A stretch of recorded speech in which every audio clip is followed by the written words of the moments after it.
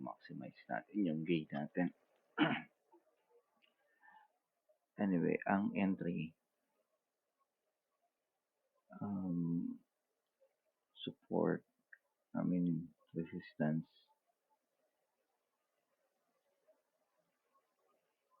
support,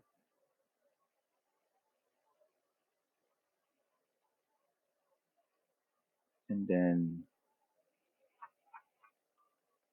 EMA, what you call this?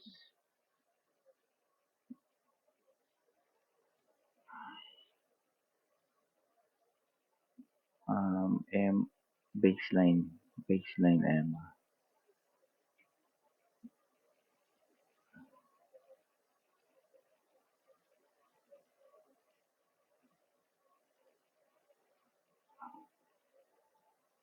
So,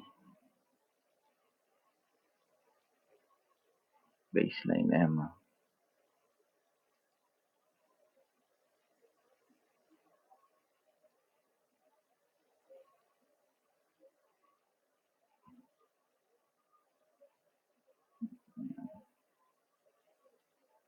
Huwag natin yung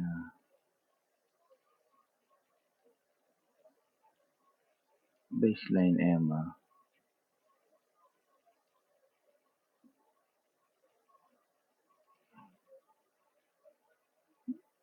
Yan.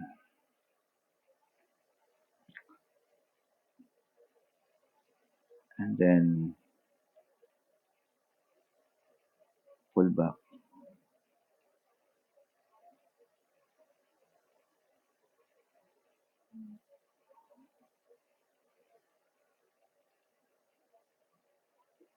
Pull back.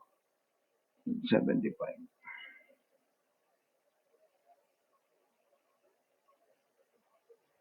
Pull back. Bearish ang hinahanap natin. So, hindi natin ito sa bearish. So, yan ang pullback natin. So, saan napunta yun? Dito yung bearish. So, kaya bearish kasi ang hinahanap natin bearish na pullback. Ang hanapin mo pa rin yung pinakamataas. Right? Ito, pinakamataas. Ito. Yan. Ang tinatarget natin, ito. Bearish.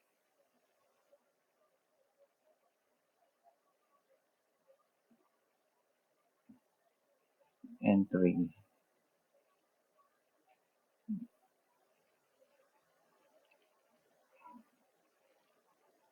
Ito. Mukunin ito.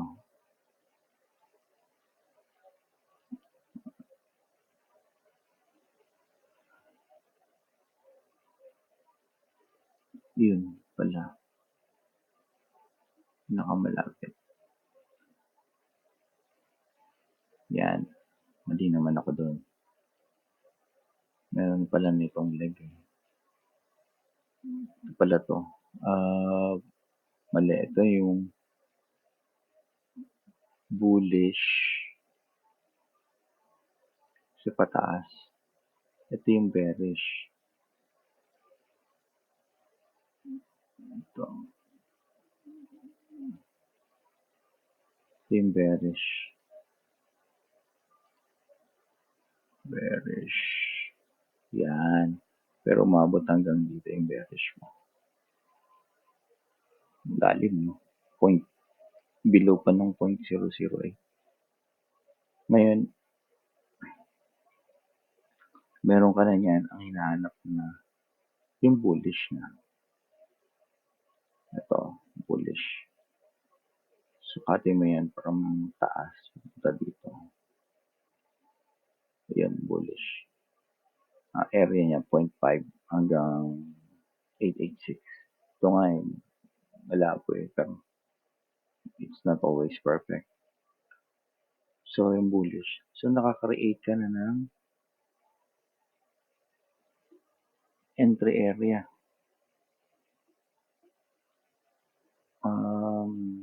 Ito consolidation.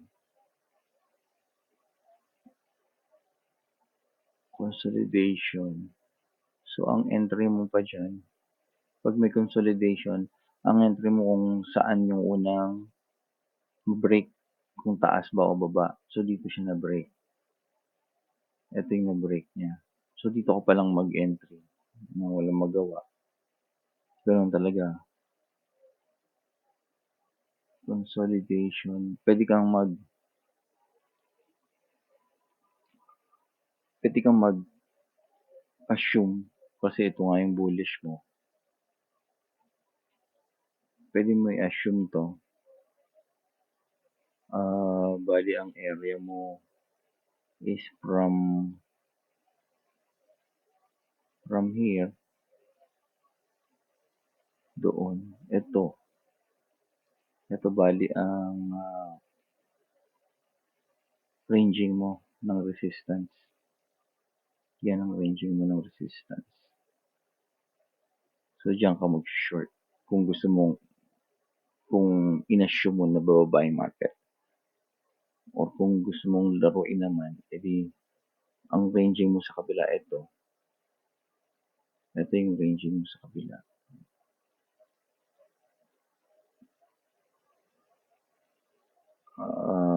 Ranging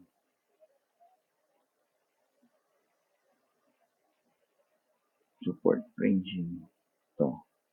Yan. Pwede kang maglaro dyan. Pwede mo. Pero kung in-assume mo na bababa ito dahil nakakita ka nito. So, yun. Pangalawa. Ito. Si Emma. Okay. Yan. Diba? Si Emma. Ilang beses siyang nagpakita sa'yo. Ito yung una. Ito yung pangalawa. Meron din pataas eh. Kaya nga ranging eh. Pero ito yung pangatlo. Ito yung pinaka-last pala. Yan. Tapos na-break niya na. Ito mo naman pag bukas na bukas siguro.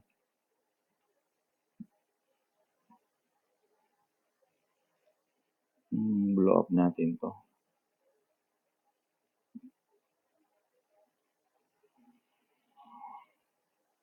Yan.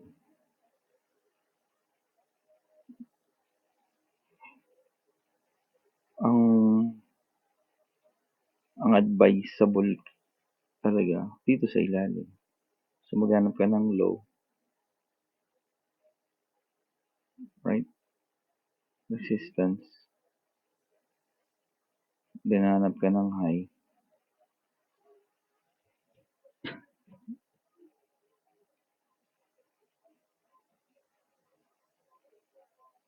Ito high. Walang resistance siguro. Sa buong leg doon. Right? Sa buong leg yan eh. Dito na break. So ito na yung gawin mong resistance. Sa buong leg yan. Yan o. Huwag umangat doon. Ito yung support. So pag mineasure natin yan. Ay, 0.75. Yan ang entry. Ang entry mo.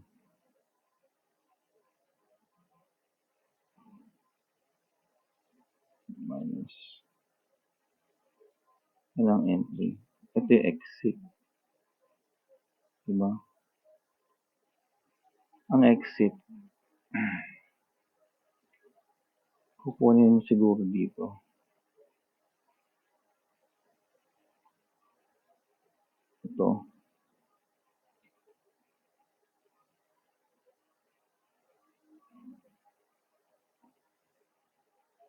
Pwede kang gumawa ng sariling exit kung anong. Pero ito yung buong trend. Buong trend. Kung kasi kung titingnan mo to sa higher time frame, pababa yan. Pababa yan. Dito nag-umpisa, oh. So, hindi pa nagsasara yan. So, lang yun, pullback lang yun. Pullback lang to. Ah,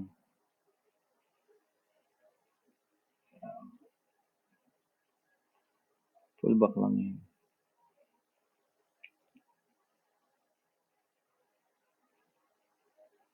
So, 5 minutes pala tayo kanina. 5 minutes, hindi 15. So, ito yung exit. So, 5 minutes. Pwede mong laruin. Ganun din sa higher time frame. So, ang exit mo, bali,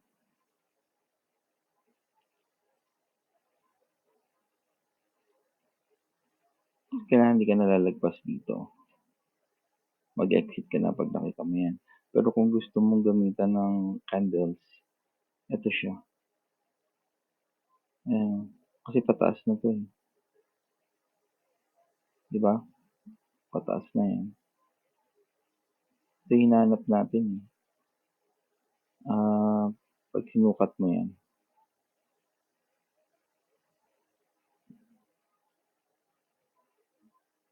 Pag sinukat mo yan.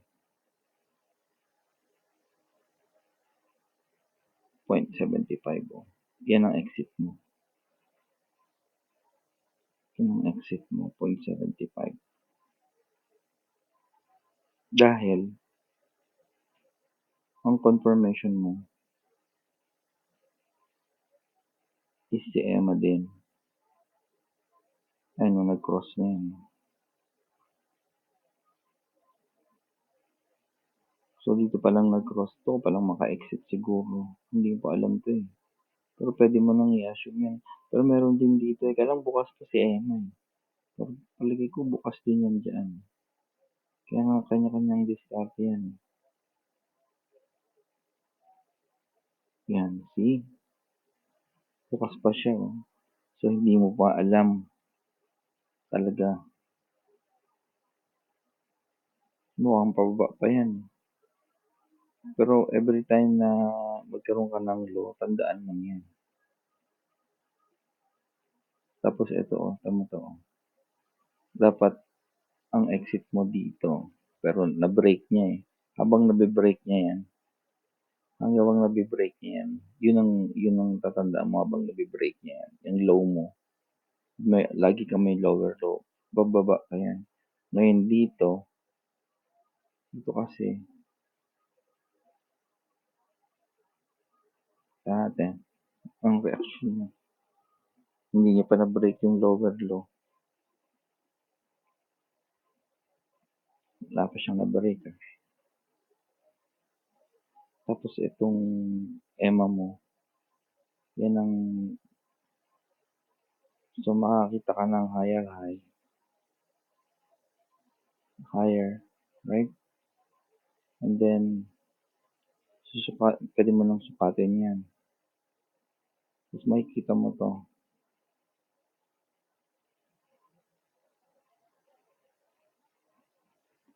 Nakita mo na to.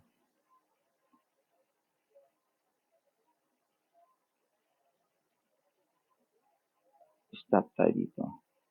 Silipin natin to sa lower time frame na yun. Kung anong reaction niya. Sa lower time frame, meron na siyang, ito na, dalawa na yan. Sa higher time frame, malayo pa. Pero, ano pang, ito na yung kanya, parang reversal. Pwede pang bumalik yan.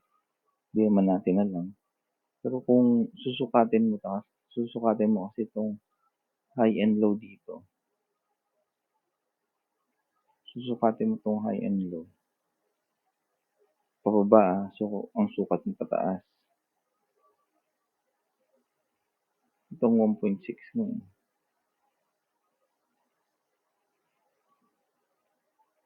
Ang entry mo ito.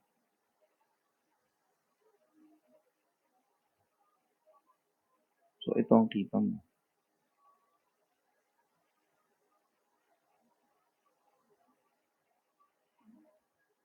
Yan ang kita mo. And then, kung inaabangan mo nga yan, pwede kang magpunta dito, tapos doon, tapos nag-pull back na. Ano kang 6%. Kung gusto mong i-dare, yan ang kalaban mo. Tingnan natin. Bababa yan kasi sa higher time frame. Pakuan pa yan. Kaya lang, hindi kang hedge mode kung gusto mo hedge mode. Mag-hedge mode ka kasi alam mong bababa pa eh. Right?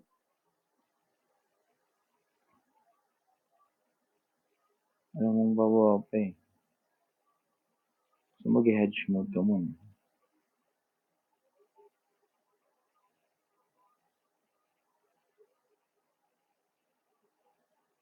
Consolidation.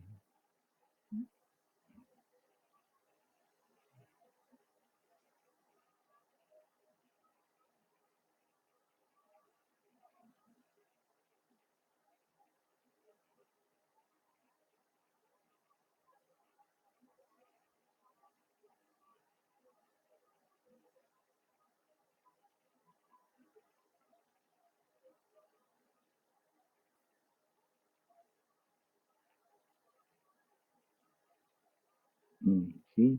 Bumaba pa. Na-break niya pa yung resistance mo dito. So, baba na naman yan. Nung na-break niya na. Kada may ma-break. Yan. Ngayon, sa 4 hours natin, kita mo yan. Bukas pa yan. No? So, consolidation lang yan, babagsak ulit yan. So, kailangan niya ma-break to. Yan. Yan. Pag na-break niya yung support niya, diretso na naman yung pababa. Remove natin ito. So, parang, ibig sabihin nito, is kung saan mo mahuli yung EMA mo. Yan, sa 4 hours. Hintay mo mag-close sa 4 hours. Ano? Hintay mo mag-close yan sa 4 hours. Yun ang TP mo. Kuya, nahuli mo siya sa marami kang nakita sa 15. Marami kang nakita sa 15. Ay. Yan. Sa 15. So, sa 15, hindi pa nag-close yan. Dito pa lang nag-close yan. So, nasa yun na yan. Decision mo na yan. Kasi, kung open mo to, pullback yan. Pullback. Saan mo ba gustong kumita dito? Diyan. Saka dito, di ba? So, paano mo kikitain yan? Pwede mo tingnan sa lower time frame. Right? Pwede mong i-parallel. Depende sa'yo. Yan. Kailan mag-break ng line.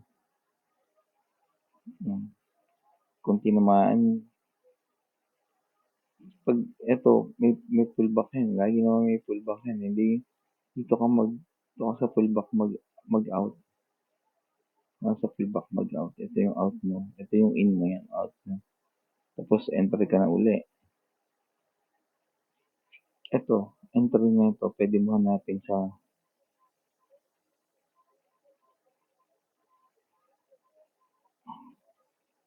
lower time frame or kung kailan may ma-break. Yun, ma-break. Ma-break yung support. And then, kung titingnan mo yan, tingnan mo yan. Yan pa. Panagsara, na-break yung support sa lower time frame.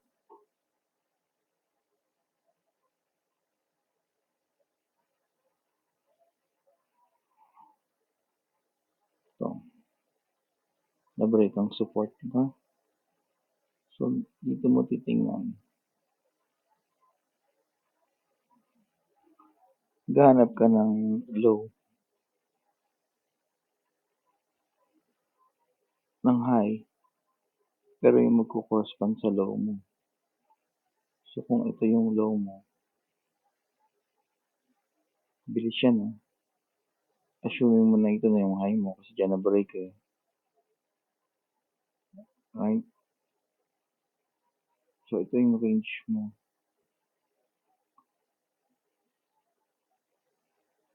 Ng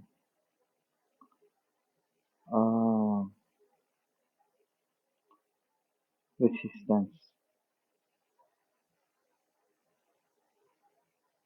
Yan ang range mo ng resistance.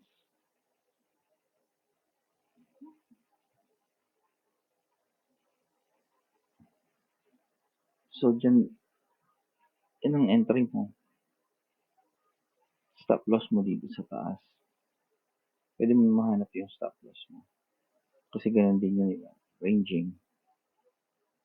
High, low. To. High, low. Yung binalikan ng high, low. Ito yung huling low. Bago ng break, eh. So, ito yung high. Dito dapat ang stop loss mo. Yan.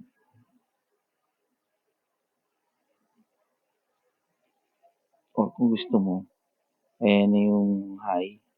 Ito yung low. Ito yung stop loss mo. 0.75. Yan. Yan. Ito yung ranging mo. Ito yung pinakamalapit. So, itong coin mo. Again, high. Nakita ka ng high. Kung ayaw pumasok. Yan ang high. Nakita ka ng low. 0.5. 0.75. Ito, 0.75. Yan ang ranging mo ngayon. Diba?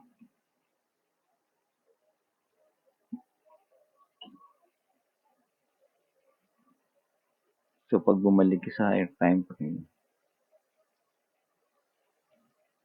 yan ang entry mo. Stop loss. Kailangan may ma-break bago ka mag-entry. And then high-low, 0.75. Anyway, yun lang.